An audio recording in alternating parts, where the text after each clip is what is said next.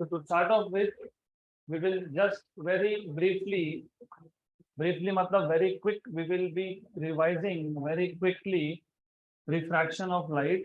कल हमने refraction of light topic start किया था, तो आपको पता होना चाहिए रिफ्रैक्शन ऑफ लाइट मतलब क्या। रिफ्रैक्शन मतलब when light changes medium, when light enters from one medium into another medium, it bends.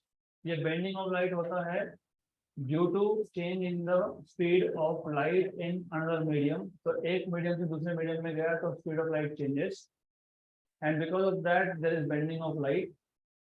अगर लाइट रेयर से डेंसर में जा रहा है तो it bends towards normal, if it is going from denser to rare it bends away from normal. तो मैंने अभी भी बताया whenever light changes medium its speed change. तो कौन से मीडियम में कितना स्पीड है वो बताने के लिए we define a parameter called as absolute refractive index. तो जो एब्सोल्यूट रिफ्रैक्टिव इंडेक्स था इसको दो तरीके से डिफाइन करते हो, एक है एब्सोल्यूट रिफ्रैक्टिव इंडेक्स, एक है relative refractive index. Absolute refractive index is the ratio of speed of light in air और vacuum to that of speed of light in medium. Relative refractive index उसको और एक नाम है refractive index of medium two with respect to medium one. वो हम define करते हैं define as a ratio of speed of light in medium one to that of speed of light in medium two. Going back to absolute refractive index, आपको पता होना चाहिए, definition तो पता है ही। Absolute refractive index is C upon V, where C is speed of light in air and V is speed of light in medium. But you should also know speed of light air में सबसे ज्यादा होता है, बाकी सारे medium में कम होता है। तो कोई भी मीडियम हो, चाहे वो ग्लास हो, चाहे वो वाटर हो, whatever it is, V is always less than C। मतलब C by V is greater than 1, लेकिन C by V by definition is refractive index। तो refractive index of any medium other than air or vacuum is greater than 1। चाहे वो glass हो, glass का 1.5 होता है, आज और डिटेल में देखेंगे।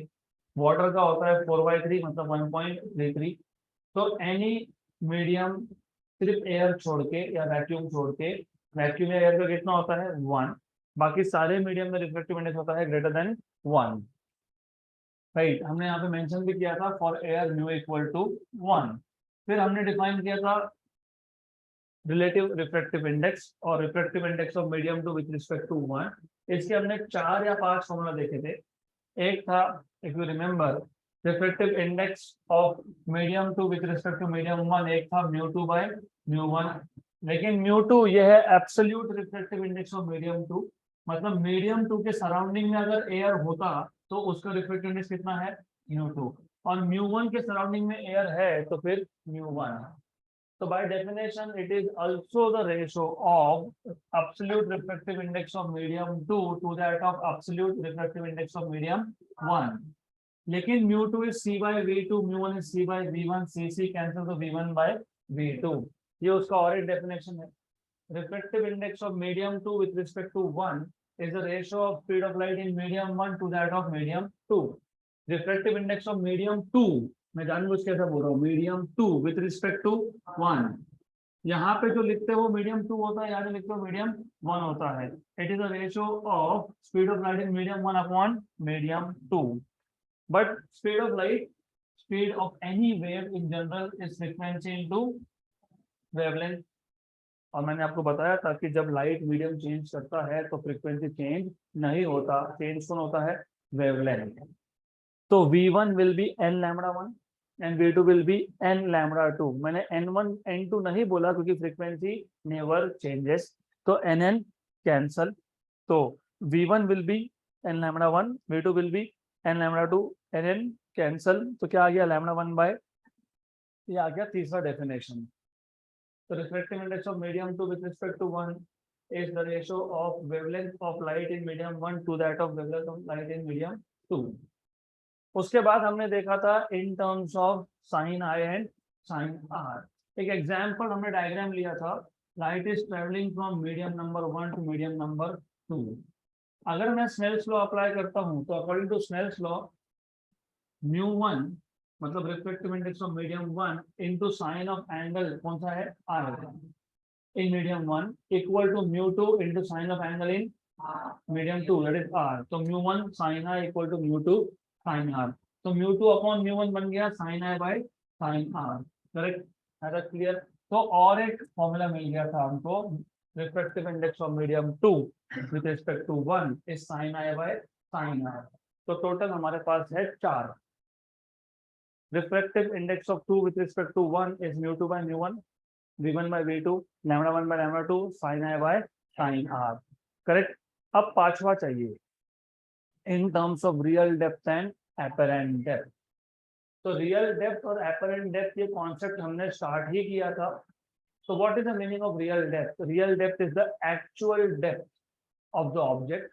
For example, as I told you, I gave you a very good example. याद है, आपका मोबाइल फोन पानी में गिर गया, तो जितना उस टैंक का डेप्थ होगा that will be the real depth. लेकिन जब आप टैंक के ऊपर से देखोगे तो आपको वो मोबाइल फोन थोड़ा सा पास में दिखेगा, मतलब object appears little bit ranged. तो जितनी हाइट पे वो अपीयर होता है, जितने डेप्थ पे वो अपीयर होता है, तो क्या बोलते हो? Apparent depth. जो उसका एक्चुअल डेप्थ है वो क्या है? Real depth. और जो एपरेंट जिस जहां पे वो अपीयर होता है उसको क्या बोलते हो? Apparent depth. तो यहाँ तक हमने कल we have defined until this point. Now it is time for us to go ahead. Diagram में वापस रिपीट करूंगा, ये डायग्राम हमने ड्रॉ किया था, लेकिन we will repeat this again. तो I hope कि कल का जितना भी हमने किया है वो सारा आपको ऑलरेडी पता है. रिमेंबर, ऑप्टिक्स में और स्पेसिफिकली फिजिक्स में एक टॉपिक दूसरे से कनेक्टेड अगर हो तो पिछला पूरा पता होना चाहिए, नहीं तो कुछ समझ में नहीं आएगा. तो यहाँ पे हमको रिफ्रैक्टिव इंडेक्स का फॉर्मूला चाहिए इन terms of real depth and apparent depth.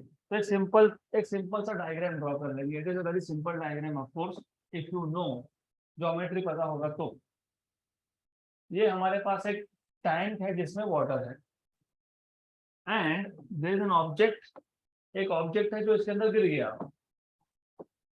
there is an object which is right at the bottom, क्योंकि अगर मैंने यहाँ से ऑब्जेक्ट छोड़ दिया तो वो नीचे ही आएगा. तो जो रियल डेप्थ होगा, real depth of the object, this is the real depth. और रिमेंबर वन थिंग, हम डेप्थ मतलब डिस्टेंस कहाँ से मेजर कर रहे हैं? फ्री सरफेस ऑफ लिक्विड से. लिक्विड के सरफेस से मेजर कर रहे हैं, बॉटम से नहीं. कहाँ से मेजर कर रहे हो? सरफेस से. याद रखना, वाटर के सरफेस से मेजर कर रहे हो. This is real depth denoted by r. And अगर आपको याद है मैंने ऐसा बताया था, if the object is in denser medium and the observer is in rarer medium, then the object appears to be little bit raised. तो जितना वो नीचे है उतना दिखता नहीं है, it appears to be raised. वो कम डिस्टेंस पे दिखेगा. तो जितने भी डिस्टेंस पे वो अपीयर होगा उसको हमने बोला था एपरेंट डेप्थ. तो ये है एपरेंट डेप्थ. यहाँ तक क्लियर? अब ऑब्जेक्ट दिखता है, इसका मतलब कि ऑब्जेक्ट में से रेज इमिट हो रहे हैं. तो ऑब्जेक्ट रे यहाँ भी इमिट करेगा, ऑब्जेक्ट रे यहाँ भी इमिट करेगा, ये बाद में देखेंगे. फर्स्ट ऑफ ऑल, हमने अभी तक जो भी ऑप्टिक्स सीखा, व्हाटएवर वी हैव सीन सो फार, उसमें आपको ऑलरेडी पता है whenever ray of light travels from denser to rarer medium, it bends away from normal. Correct? तो ये जो रे है, ये रे सीधा जा रहा है. क्यों जा रहा है सीधा? बेंड होना चाहिए ना, नहीं होता है. क्यों नहीं होता है? Angle of incidence is 0. याद रखो, mu1 sin i equal to mu2 sin r. और बाय डिफॉल्ट मैंने बताया था जो ओरिजिनल मीडियम होगा, ओरिजिनल मतलब इनिशियली ऑब्जेक्ट कहाँ पे है? वाटर में. तो वाटर कौन है? मीडियम 1. और एयर कौन है? मीडियम 2. यहाँ तक क्लियर? एंगल ऑफ इंसिडेंस ये हमेशा आप मेजर करते हो विद रिस्पेक्ट टू नॉर्मल. लेकिन यहाँ तो रे खुद ही नॉर्मल की डायरेक्शन में है. नॉर्मल कैसा आएगा? ऐसे आएगा नॉर्मल. और रे खुद कहाँ जा रहा है? In the direction of normal. तो angle of incident ray with respect to normal is 0. East का डायरेक्शन ईस्ट के साथ 0 होता है, वेस्ट का डायरेक्शन वेस्ट के साथ 0 होता है, नॉर्मल का डायरेक्शन नॉर्मल के साथ 0 होता है। एंगल कहाँ से मेजर करते हो? नॉर्मल के साथ। यहाँ पे जो रे है वो नॉर्मली जा रहा है, नॉर्मली मतलब नॉर्मल के डायरेक्शन में जा रहा है, तो एंगल कितना है? 0, एंगल 0 है। तो एंगल ऑफ इंसिडेंस कितना है? 0। तो what is sine 0? 0। Good, sine 0 is 0। तो लेफ्ट हैंड साइड क्या हो गया? 0। और ये µ2 इसको शिफ्ट कर देता हूँ। What is 0 upon anything? तो 0 इक्वल टू साइन आर। लेकिन साइन की वैल्यू 0 कब होती है? 0 एंगल पे। तो आर की वैल्यू कितनी आई? तो एंगल ऑफ इंसिडेंस अगर 0 होगा तो एंगल ऑफ रिफ्रैक्शन भी 0 होगा, मतलब लाइट बेंड होगा नहीं। ऐसा क्लियर? देन जो दूसरा रे ऑफ लाइट है, सपोज वो ऐसा गया। अब यहाँ पे मैं नॉर्मल ड्रॉ करता हूँ। Then you know when light travels from denser to it bends, तो मोर और लेस वो ऐसा बेंड होगा यहाँ पे। देन ये जो एंगल था इसको हम बोलते हैं एंगल ऑफ इंसिडेंस आई, इसको हम बोलते हैं एंगल ऑफ रिफ्रैक्शन आर। ये जो डिस्टेंस है, इस डिस्टेंस को मैं मान लेता हूँ x। लेट अस से दिस डिस्टेंस इज x। अगर ये डिस्टेंस x है तो ये डिस्टेंस भी x है, दिस इज आल्सो x। यहाँ तक clear?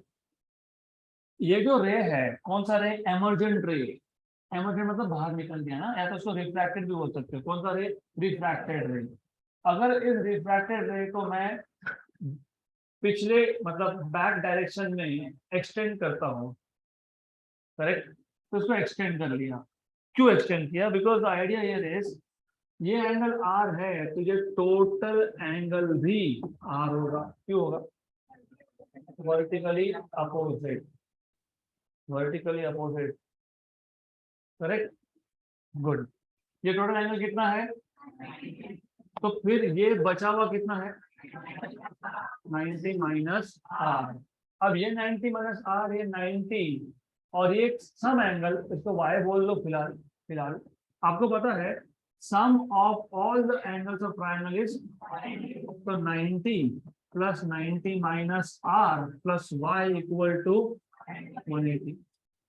y equal to 180 minus 90 plus R. 180 minus 90 minus 90 cancel, तो y equal to R. y equal to R. मतलब ये जो एंगल था, ये एंगल कितना है? आर है। ये एंगल है आर। क्लियर यहाँ तक?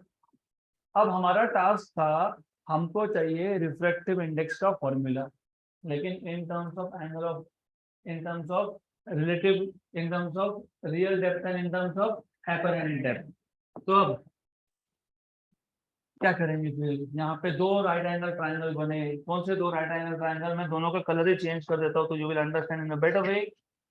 एक राइट एंगल ट्रायंगल है यहाँ पे, दिखता है ये राइट एंगल ट्रायंगल? ये ऐसा एक राइट एंगल ट्रायंगल दिखता है क्या? यस। तो if I take tan of I from this right angle triangle, what is by definition tan?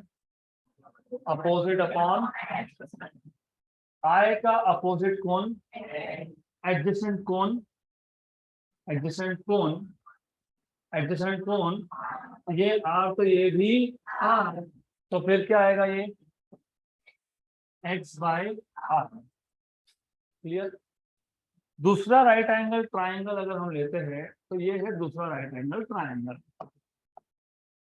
तो you have one more right angle triangle, the one which I am showing in yellow color, ये right angle triangle है। अब अगर इसमें से मैं for example tan r लिखता हूं, tan r, again by definition tan मतलब अपोजिट कौन है, एडजेसेंट कौन है, a, तो क्या है ये x अपॉन a। अब थोड़ी सी गड़बड़ होती है, I know there is something wrong, वो जानबूझ से किया मैंने।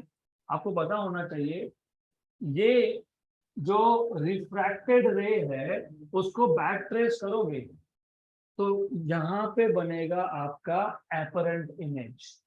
तो एपरेंट डेप्थ कितना आएगा, एपरेंट डेप्थ यहाँ से यहाँ तक आएगा, राइट। तो वो अभी ज्योमेट्री में थोड़ा सा चेंजेस करते रहना पड़ता है।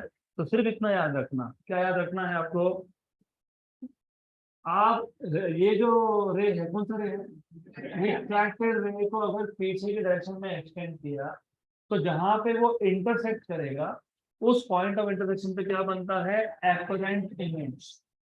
तो ऑब्जेक्ट अपीयर्स हियर, तो ये डेप्थ कितना हो गया, एपरेंट डेप्थ। तो अभी tan r क्या है, opposite upon x upon a। यहाँ तक क्लियर, पक्का 100%। Now you should know something which is not related to physics but maths. तो ध्यान दो, क्योंकि मैथ्स के कॉन्सेप्ट नहीं पता हो तो समझ में नहीं आता कहाँ से क्या टर्म आ रहा है, तो अच्छे से समझ लो। आपने कभी सुना है क्या, if angle is small sine theta is approximately equal to theta, सुना है ऐसा? नहीं तो अभी सुन लो फिर। If angle is small cos theta is approximately equal to 1, correct. तो जब एंगल स्मॉल हो, for very small angle, for very small angle sin theta is approximately equal to theta and cos theta equal to 1. अब tan theta, isn't it, it is sin theta upon cos theta, correct। अगर angle small रहा, अगर angle small रहा तो sin theta is approximately equal to theta and cos theta is 1। तो tan theta equal to sine theta equal to theta, बराबर है ना। tan theta equal to sine theta equal to theta, क्योंकि cos theta कितना हो गया, समझ में आया यहाँ तक। लेकिन कब, फॉर स्मॉल एंगल, जब एंगल स्मॉल हो, for example angle is 0.01 radian, for example angle is 0.01 radian. मैं बता देता हूँ आपको, जस्ट फॉर योर वेरिफिकेशन हम देख लेते हैं, हमारे पास कैलकुलेटर तो है ही, तो मैं बता देता हूँ आपको। विल टेक सम एंगल, यहाँ पे ट्रिग्नोमेट्रिक फंक्शंस होते ही है, यहाँ पे साइन कॉस सब मिलता है आपको। मैंने बोला स्मॉल एंगल, कितना एंगल, 0.01। इसमें साइन की वैल्यू देखता हूँ, 1.745 इंटू 10⁻⁻⁴, e रेज टू -4 मतलब 10⁻⁻⁴, 1.74 इंटू 10⁻⁻⁴, ये याद रख लेना, राइट। अब मैं 0.01 का tan देखता हूँ, 1.74 इंटू 10⁻⁻⁴ आया क्या, सेम आया ना स्मॉल एंगल के लिए। अब कॉस की वैल्यू चेक कर लो,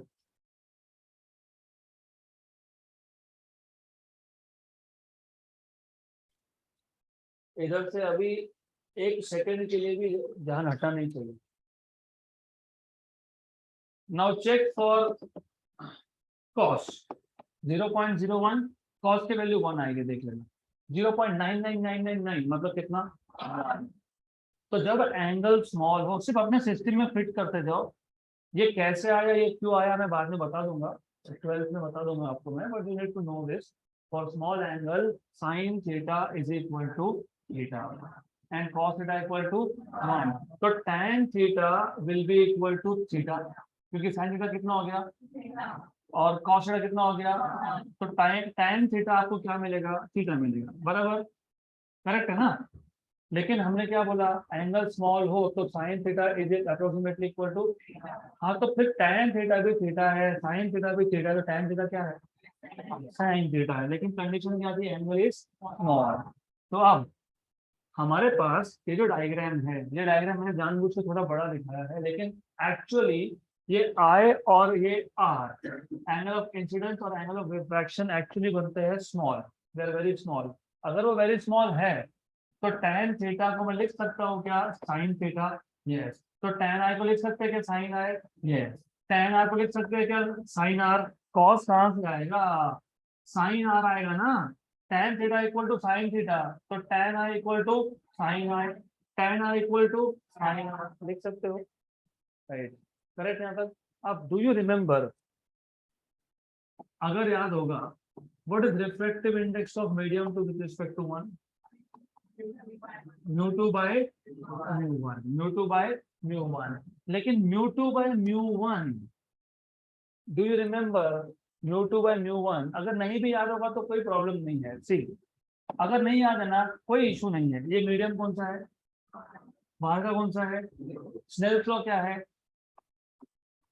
नहीं नहीं ऐसा याद ही नहीं रखना, मैंने पहले बता दिया था। Sine I sine R, I don't want to hear this. Snell's law क्या है, refractive index of medium 1 into sine of angle, कौन सा एंगल मीडियम 1 में, I, equal to refractive index of medium 2 sine of angle are.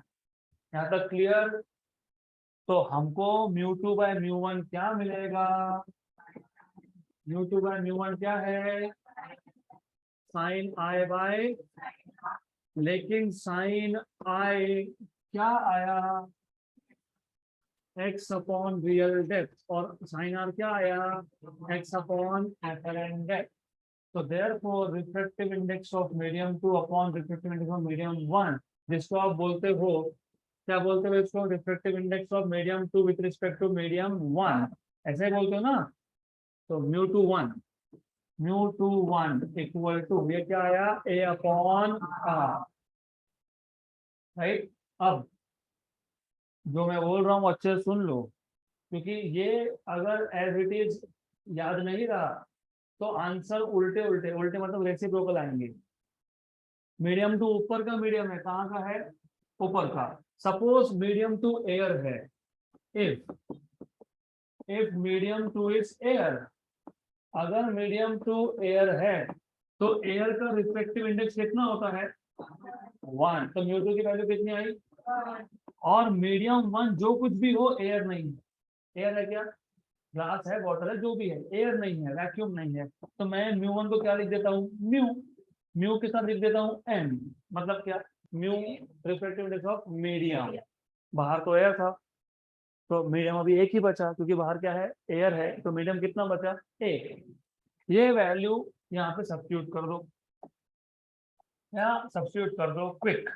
What is μ2, हाँ air, लेकिन air 1, और μ1 को क्या बोला है, μm, बराबर।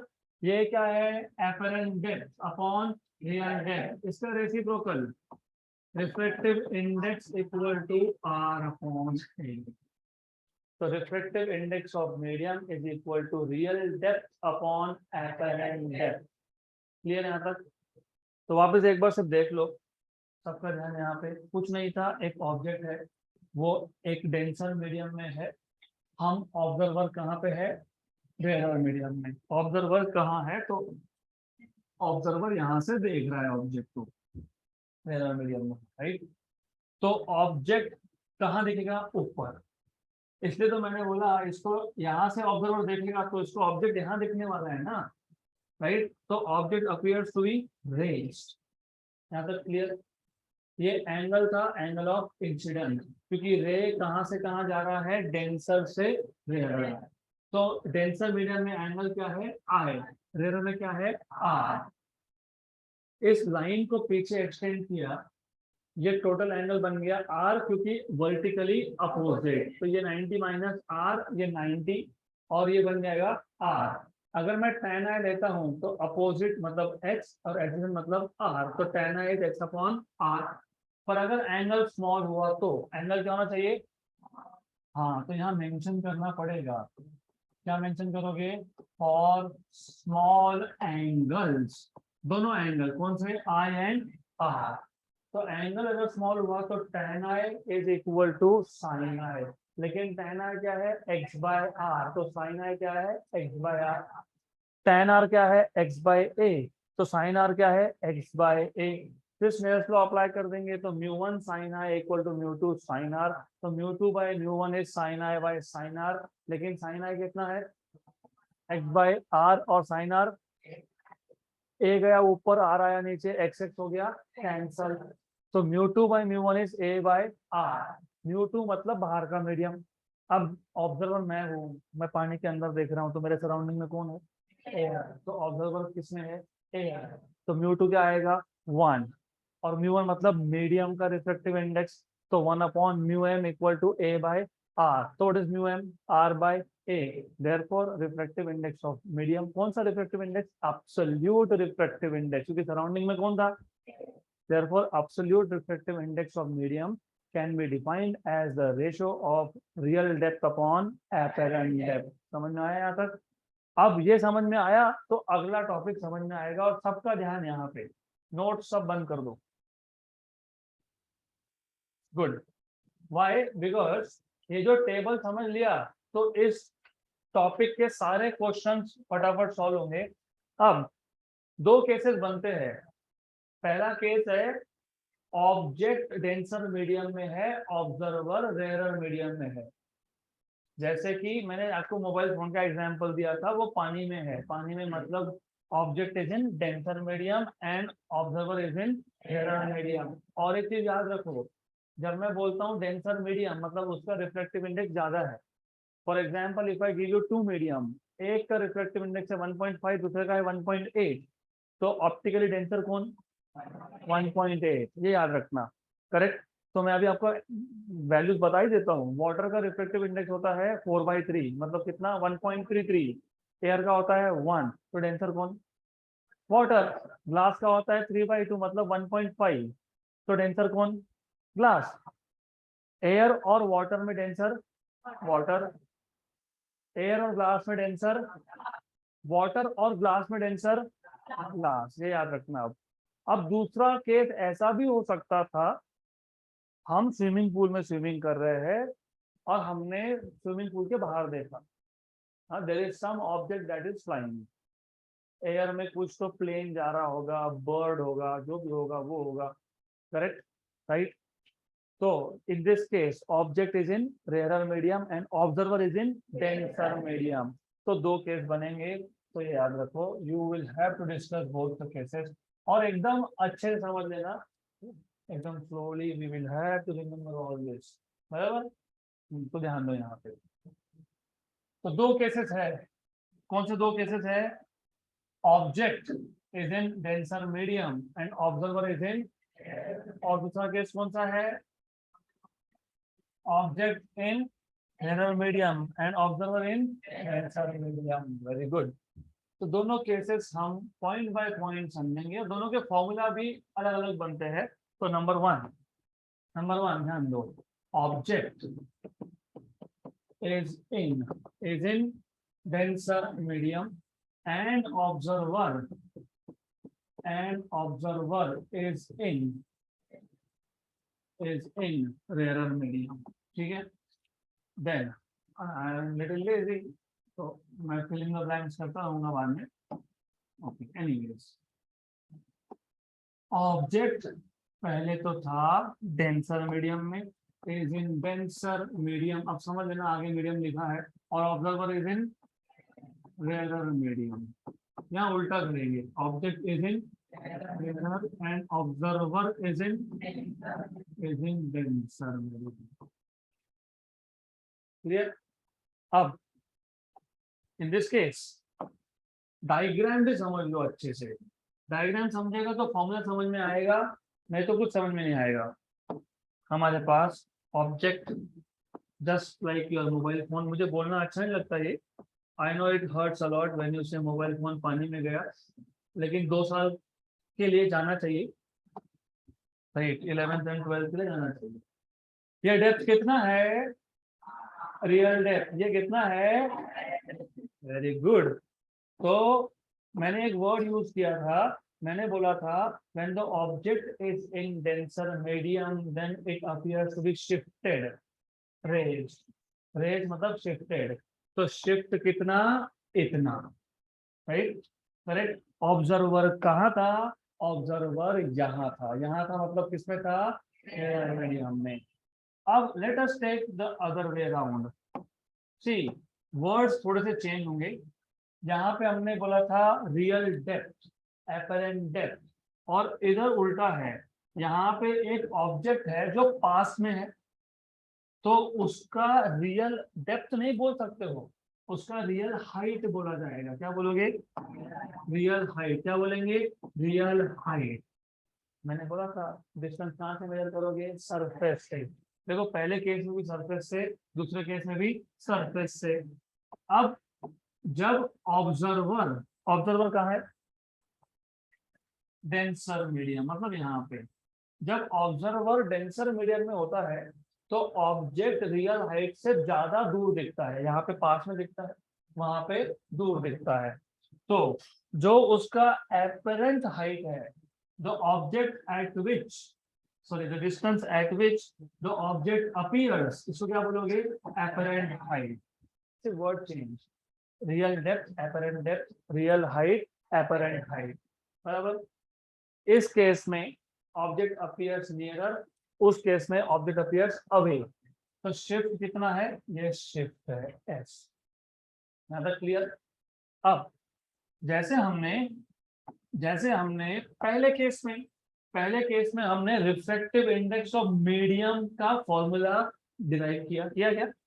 रिफ्रैक्टिव नहीं किया?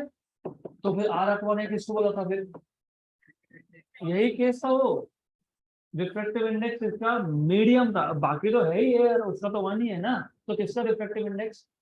किसका? अगर ये वाटर है तो किसका? अगर ये ग्लास है तो किसका? ये केरोसिन तो किसका? ये ऑयल है तो किसका? सराउंडिंग में कौन? तो दिमाग में डालना, नहीं तो समझ में नहीं आता है। अरे किसका? किसका नहीं, बाजू में एयर ही है, एयर का तो वन है, तो किसका है? मीडियम का। करेक्ट। ऑब्जेक्ट कहाँ था? ऑब्जर्वर कहाँ था? यहाँ पे क्या है? ऑब्जेक्ट कहाँ है? ऑब्जर्वर कहाँ है? तो फॉर्मूला भी उल्टा, कंडीशन उल्टा, तो फॉर्मूला भी apparent height upon real height, right. और एक चीज रिमेम्बर, फिर भी कभी भी कंफ्यूजन हो ना, तो क्रॉस चेक के लिए दूसरा ट्रिक बनाते ही रखो। मैंने अभी बताया आपको, रिफ्रैक्टिव इंडेक्स एयर का छोड़ के बाकी सारे मीडियम का ग्रेटर देन वन होता है कि नहीं? तो रियल डेप्थ ज्यादा है कि एपरेंट डेप्थ ज्यादा है? तो रियल अपॉन एपरेंट, बड़ा नंबर डिवाइड बाय छोटा नंबर, तो ग्रेटर देन वन। यहाँ पे रियल हाइट ज्यादा है कि एपरेंट हाइट ज्यादा है? तो फिर अगर मैं real height upon average height लिखता, मतलब मैं क्या कर रहा हूँ? Smaller number upon bigger number, तो वन से छोटा आ गया। आता है क्या कभी? नहीं आता है। अरे थोड़ा सा लॉजिकली सोचो। सपोज एक ईगल है, ईगल पंछी, वो पानी के सरफेस से 10 मीटर ऊपर उड़ रहा है। आप पानी के अंदर से देख रहे हो, आपको दिखा वो 20 मीटर पे। What is real height? 10। What is apparent height? अगर मैं ये फॉर्मूला लगा देता, रियल अपॉन एपरेंट, तो 10/20। What is 10/20? 0.5। लेकिन रिफ्लेक्टिव इंडेक्स वन से कम होता ही नहीं है, मतलब हमारी गलती। मतलब क्या करना है? उल्टा, apparent upon real. Apparent height कितना था? 20। रियल हाइट कितना है? 10। 20/10, 2। तो आ गया करेक्ट? यस, तो याद रहेगा। अब अब सपोज सपोज हमको फाइंड करना है व्हाट इज द शिफ्ट, कितने अमाउंट से इमेज शिफ्टेड है, शिफ्ट फाइंड करना है। तो शिफ्ट कैसे फाइंड करोगे? वो भी बहुत क्रिस्टल क्लियर है। लुक, ध्यान दो, फिजिक्स में 80% तो कुछ करना ही नहीं होता है। Look, you know this is R, this is A, तो R is A plus, R is A plus, तो R is a plus s. So what is s? r minus a. मिल गया शिफ्ट का फॉर्मूला। पर problem ये है, r तो real depth था, swimming pool का डेप्थ मेजर करना है, तो मैं क्या करूंगा? मैं एक मीटर स्केल लूंगा, मीटर स्केल। इस मीटर स्केल को मैं स्विमिंग पूल में डालते जाऊंगा, फिर वो टच हो जाएगा नीचे बॉटम को। करेक्ट। बॉटम को टच हो गया, पानी यहाँ तक था, यहाँ पे मैंने मेजर कर लिया, हाँ 10 मीटर है, बराबर। तो रियल डेप्थ तो मिल जाएगा ना। आप क्या करोगे? एक स्केल अंदर डालते जाओगे, फिर हाँ बोलोगे हाँ अभी टच हो गया तो पानी के अंदर जितना पार्ट है वहां पे मीटर स्केल पे रीडिंग होता है। जैसे सेंटीमीटर स्केल पे होता है ना, वैसे मीटर स्केल पे होता है। तो रियल डेप्थ मेजर करना है इजी। कैसे करोगे? सिर्फ एक मीटर स्केल डालो, मिल गया।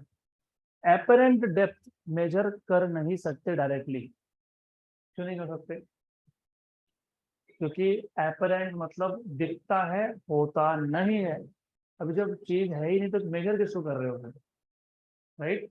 तो डायरेक्टली नहीं होता तो फिर कुछ तो हमको नया सोचना पड़ेगा। जरूरत क्या है? यहाँ पे फॉर्मूला है, क्या है? Mu M r/a। तो a क्या होगा?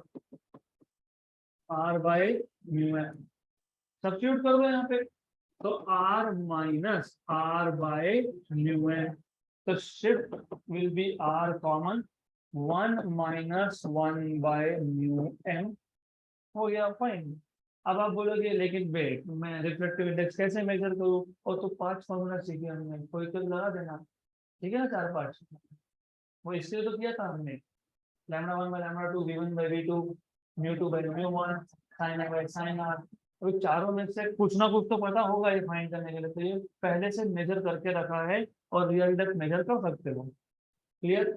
अब सिमिलरली अगर हमको इस केस में शिफ्ट फाइंड करना है, look, a equal to r plus s, a equal to r plus s, तो s equal to a minus r, वापिस वही प्रॉब्लम, एपरेंट तो एपरेंट है, वो रियल लाइफ में एग्जिस्ट नहीं करता, तो फिर एपरेंट तो मेजर नहीं होगा, तो फिर यहाँ से what is apparent, mu M into R, तो apparent here is mu M into R minus R, R आ गया कॉमन, तो म्यू एम माइनस 1, ये आ गया आपके पास शिफ्ट का फॉर्मूला। कौन से केस में, when the object is in end of the work, याद रहेगा।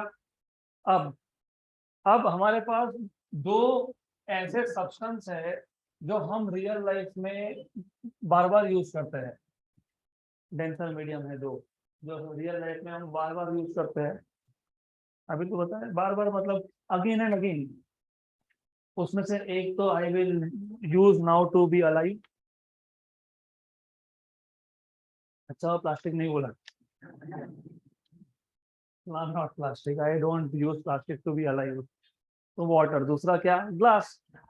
तो एक काम करेंगे, just for practice and just to solve numericals very quickly, मैंने आपको बताया था object is in denser medium, तो डेंसर मीडियम तो वाटर भी हो सकता है, डेंसर मीडियम ग्लास भी हो सकता है। एग्जाम्पल, मेरे पास एक ग्लास का स्लैब है और एक कॉइन है, हमने कॉइन को टेबल पर रखा, उसके ऊपर ग्लास स्लैब रख दिया, तो कॉइन कौन से मीडियम में आ गया, ग्लास में, मतलब coin is in denser medium, और मैं ग्लास के ऊपर से देख रहा हूँ, तो observer is in rare medium, बराबर। तो हमको शिफ्ट मेजर करना है, हमको मेजर करना है कि शिफ्ट कितना हुआ, तो एग्जाम्पल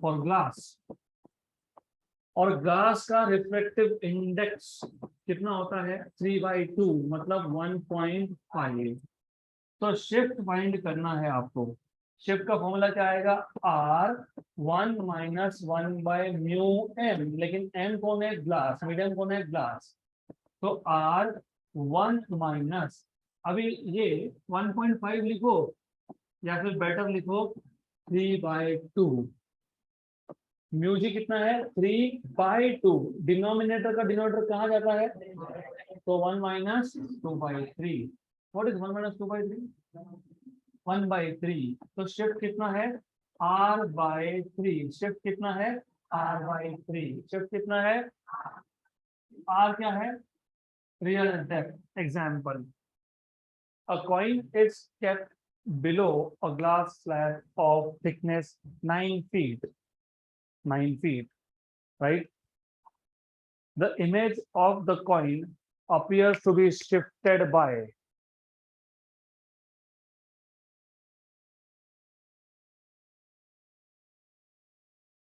yes, येलो के बाजू में जो ब्लैक है, अब येलो और black, good combination by the way, yellow yellow red is yellow, tell me what is the answer in this case. मैंने आपको क्वेश्चन है पूछा, एक कॉइन है ऑब्जेक्ट, उसके ऊपर ग्लास स्लैब रख दिया, 9 फीट का ग्लास स्लैब था, 9 फीट का ग्लास स्लैब था, ऑब्जेक्ट कहाँ है, डेंसर मीडियम में, क्योंकि उसके ऊपर कौन है, ग्लास, ग्लास कौन होता है, डेंसर मीडियम, और मैं उसके ऊपर से देख रहा हूँ कॉइन को, तो मुझे बताओ कॉइन का इमेज कितने से शिफ्टेड दिखेगा,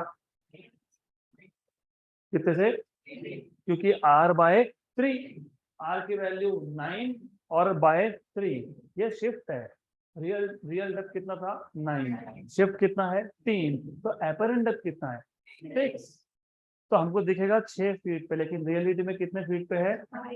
9 फीट पे।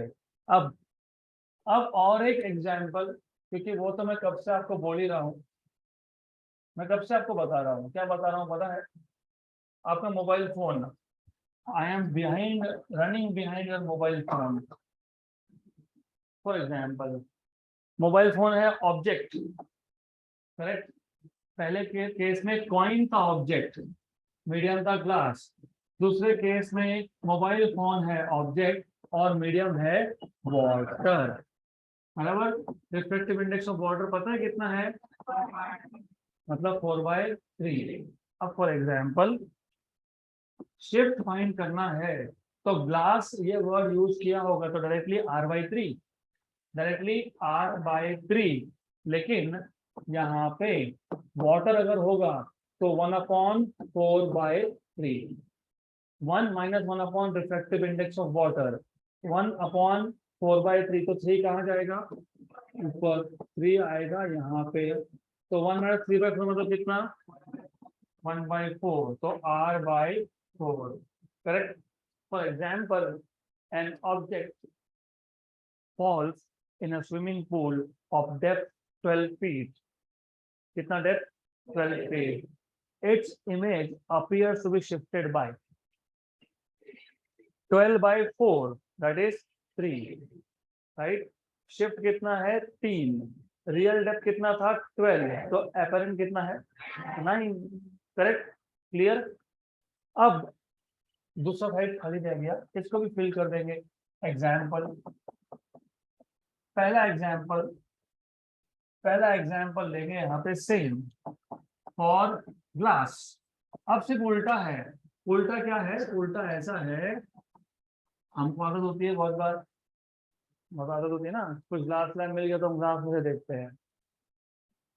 There is a crane, crane मतलब बर्ड, क्रेन नहीं बोल रहा मैं, क्योंकि एक क्वेश्चन आता है इसमें जेईई नीट में, उसमें से लिखा है a crane is flying above the water at a height of, some people think crane also fly.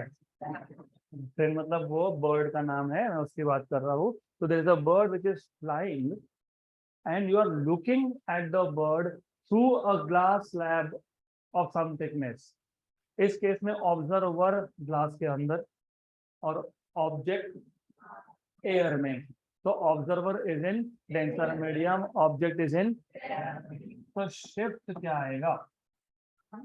Are, बराबर ना? आर, ये 3/2 मतलब कितना होता है?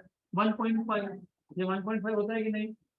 तो 1.5 - 1, तो कितना? 0.5, मतलब 1/2, 1/2 ना, तो R/2। तो अगर ग्लास स्लैब जिसके थ्रू हम उस बर्ड को देख रहे थे, अगर उस ग्लास स्लैब का थिकनेस थिकनेस अगर सपोज 10 सेंटीमीटर है, 10 सेंटीमीटर है थिकनेस, तो शिफ्ट कितना दिखेगा? 5। तो real height is 10, apparent height is 5, क्योंकि शिफ्ट इज 5, बराबर ना? रियल हाइट कितना बोला मैंने? शिफ्ट कितना है? इस केस में दूर दिखता है, तो 10 + 5 होता है। ये लिखा था यहाँ पे, मैंने यहाँ पे लिखा था apparent is real plus shift. Real कितना था? 10, शिफ्ट कितना था? 5, तो 15, करेक्ट? क्लियर यहाँ तक? देन दूसरा केस है वाटर का। ये तो मैंने अभी बताया आपको, you are swimming inside water and you are looking outside, there is some bird which is flying by, तो reflective index of water is 4/3। तो यहाँ पे shift equal to R mu water -1, तो mu water is 4/3 -1, how much is this? 1/3, 4 - 3/3, 1/3, तो shift कितना है? R/3। यहाँ तक क्लियर? एकदम क्लियर? तो दोनों केसेस समझ में आए? श्योर? तो now it is time for us to go ahead with next topic. अब देखो एक चीज समझ लो, मैंने जानबूझ के नोट्स ओपन करके देखना नहीं, मैंने जानबूझ के नोट्स में एग्जाम्पल नहीं दिए हैं। उसका रीजन है that I want you to revise every day. घर पे जाके देखना पड़ेगा कि क्या कुछ एक्स्ट्रा आज मैंने बताया, तो ये दोनों एग्जाम्पल लिख के नहीं दिए, नहीं तो आप रिविजन करोगे नहीं। तो ये दोनों for water and for glass सिर्फ मैंने यहाँ तक लिखा है उसमें, शिफ्ट तक, दैट्स इट। तो वो ऑन इंटेंशन था, you are suppose to revise at home. Now let us move ahead with next topic. क्या है अगला topic? Total internal reflection. Very good. चलो ध्यान दो, बहुत इंटरेस्टिंग टॉपिक है। It is extremely good and extremely important for modern day world, क्योंकि fiber optics या हाई स्पीड इंटरनेट उसी पे काम करता है। अगर अगर टोटल इंटरनल रिफ्लेक्शन कॉन्सेप्ट नहीं होता तो आप 100 200 300 एमबीपीएस 1 जीबीपीएस का स्पीड यूज नहीं कर सकते। तो टोटल इंटरनल रिफ्लेक्शन मतलब क्या, पहले समझ लेंगे। Total internal reflection, point by point अच्छे से ध्यान देना, we are not in hurry, तो स्लोली ही जाएंगे, but you need to pay attention. सबसे पहले इसको शॉर्टकट में बोलते हैं TIR, total internal reflection. Total internal reflection, TIR, याद रखना। अब ये टोटल वर्ड क्यों यूज हुआ, तो let us take an example. For example, और इसके दो कंडीशंस है। टोटल इंटरनल रिफ्लेक्शन होने के लिए दो कंडीशंस है, वो दो कंडीशन सेटिस्फाई होंगे तो ही टोटल इंटरनल रिफ्लेक्शन होगा, नहीं तो नहीं होगा। उसमें से पहला कंडीशन ये है कि object should be in denser medium. Object कहाँ होना चाहिए? अब मेरे पास एक ऑब्जेक्ट है, जैसे कि एक सोर्स ऑफ लाइट, एक बल्ब है, लाइट का बल्ब है, और लाइट का बल्ब कहाँ पे है? डेंसर मीडियम में। कहाँ पे है वो? डेंसर मीडियम में, करेक्ट। यहाँ तक क्लियर? अब टोटल ये वर्ड क्यों यूज किया, समझ लेते हैं पहले। सी, अभी तक हमने क्या सीखा? हमको ये पता है लाइट जिस मीडियम से आया और अगर उसी मीडियम में गया, क्या बोलते हो? रिफ्लेक्शन। अगर लाइट एक मीडियम से आया और दूसरे मीडियम में गया, रिफ्रैक्शन। लेकिन आपको पता है इन रियलिटी रिफ्लेक्शन और रिफ्रैक्शन दोनों ही होते हैं। मतलब जो लाइट इंसिडेंट हुआ उसका पार्शियल रिफ्लेक्शन हुआ और पार्शियल रिफ्रैक्शन हुआ।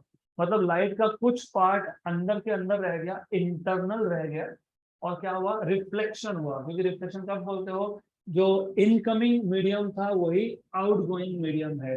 एयर से आया, एयर में गया, वाटर से आया, वाटर में गया, तो क्या बोलते हो? रिफ्लेक्शन। तो in reality most of the objects उसमें पार्शियल रिफ्लेक्शन और पार्शियल रिफ्रैक्शन होता है। Some part of the light goes out and some part of the light remains inside. यहाँ तक क्लियर? तो फिर टोटल इंटरनल रिफ्लेक्शन किसको बोलोगे? टोटल इंटरनल, अंदर के अंदर, रिफ्लेक्शन किसको बोलोगे? जब जब जब ये रिफ्रैक्शन, मतलब ये लाइट कभी मटेरियल के बाहर जाएगा ही नहीं, तो क्या बोलोगे? Total internal reflection. तो you have to first understand the meaning of words. तो जहां मैंने बोला है ना टोटल, तो टोटल, बस बात खत्म, बाकी कुछ नहीं। अब let us take an example. हमारे पास ये एक बल्ब है, इसको मैं नाम देता हूँ ओ। लाइट का बल्ब है। अब लाइट के बल्ब को चालू किया तो क्या होगा? Obviously light will go in all direction. Light यहाँ भी जाएगा, लाइट यहाँ भी जाएगा, यहाँ भी जाएगा, यहाँ भी जाएगा, इट विल गो एवरीवेयर। मैं सब तो नहीं लूंगा, but I will take few cases. Imagine light is going something like this. इसको नाम दे देते हैं रे ओ ए। ओ से स्टार्ट हुआ और ये है ए, तो ये कौन सा रे है? ओ ए। इसका एंगल ऑफ इंसिडेंस कितना है? रिफ्रैक्शन एंगल कितना है? तो बेंडिंग होगा क्या? बेंडिंग होगा। Very good. अब अब सपोज मेरे पास और एक दूसरा रे है ओबी, और ये है नॉर्मल। मैंने नॉर्मल क्यों ड्रॉ किया? क्योंकि angles are measured with respect to. Suppose इसका एंगल ऑफ इंसिडेंस है I1, करेक्ट। ये जीरो नहीं है, क्योंकि ये जीरो था, ये एंगल जीरो नहीं है। whenever light travels from rarer to denser to rarer medium, it bends। ऐसा जाएगा ना? ऐसा जाएगा, बराबर।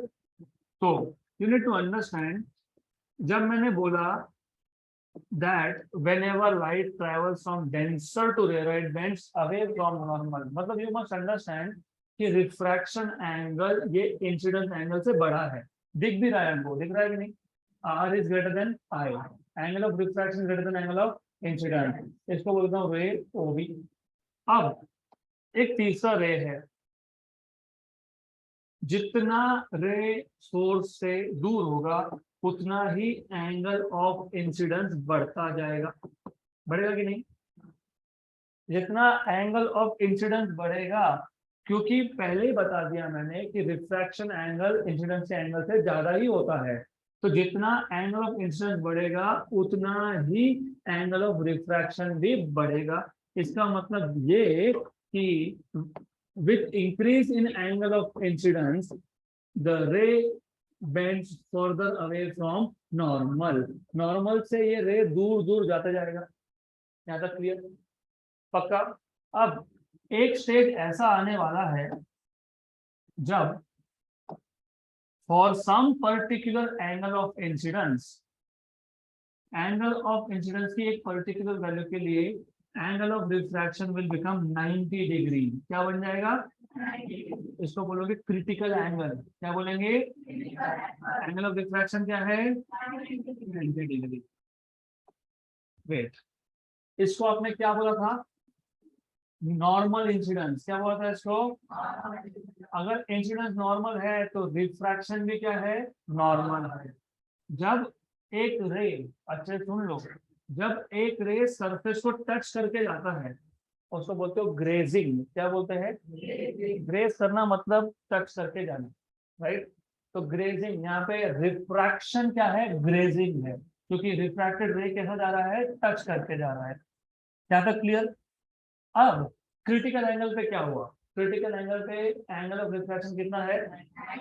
अब इमेजिन मैंने एंगल ऑफ इंसिडेंस थोड़ा सा और बढ़ा दिया, तो अगर मैं एंगल ऑफ इंसिडेंस थोड़ा सा और बढ़ाता हूं तो एंगल ऑफ रिफ्रैक्शन की वैल्यू क्या आएगी? Greater than 90। ग्रेटर देन 90 होने का मतलब ये कि लाइट अभी बाहर निकल ही नहीं पाएगा, it will be totally internally reflected. Correct, right. तो टोटल इंटरनल रिफ्लेक्शन के दो कंडीशन में से एक कंडीशन है light must travel from denser to, दूसरा कंडीशन है the angle of incidence. Angle of incidence कहाँ है? डेंसर मीडियम में। The angle of incidence inside denser medium should be greater than critical angle, क्योंकि जब क्रिटिकल एंगल से ज्यादा angle होगा तब जाके एंगल ऑफ रिफ्रैक्शन 90 से ज्यादा होगा। जब एंगल ऑफ रिफ्रैक्शन 90 से ज्यादा होगा तो ray of light will be totally internally reflected. तो क्रिटिकल एंगल डिफाइन कैसे करेंगे? सिर्फ ये एक last sentence, the angle of incidence inside the denser medium for which angle of refraction in the rarer medium is equal to 90, that angle of incidence is called as critical angle. Now that clear? तो इसके आगे का अब to be continued।